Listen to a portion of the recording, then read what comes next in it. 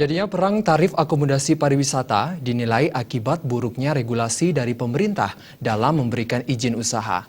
Lemahnya upaya zonasi serta pemahaman akan kebutuhan kamar hotel, inilah yang membuat pembangunan akomodasi pariwisata di Bali semrawut. Wakil Ketua Perhimpunan Hotel dan Restoran Indonesia (PHRI) Bali, Ide Bagus Sidarta Putra mengatakan, semrawutnya pembangunan akomodasi pariwisata di Bali disebabkan tidak adanya pembagian zonasi pengembangan akomodasi pariwisata yang jelas.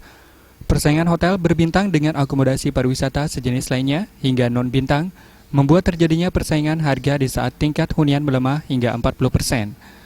Konsekuensi yang tidak terukur ini dinilai akibat adanya ketidaktegasan pemerintah sebagai pemegang kebijakan dan regulasi sehingga pengembangan pariwisata terkesan tidak memiliki blueprint yang jelas.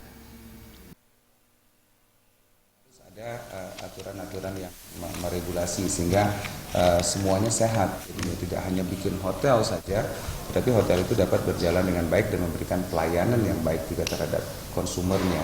Jadi kalau memang tidak ada duit masuk juga tidak akan bisa memberikan servis juga kepada tamu. Bercermin dari kondisi yang terjadi, ke depan pemerintah di tingkat kabupaten kota harus meningkatkan komitmen dan intervensi pengembangan wilayahnya. Jangan sampai pengembangan pariwisata hanya mengejar peningkatan PAD, namun di sisi lain melemahkan daya saing pengusaha lokal. Suteja dan Winata, Bali TV.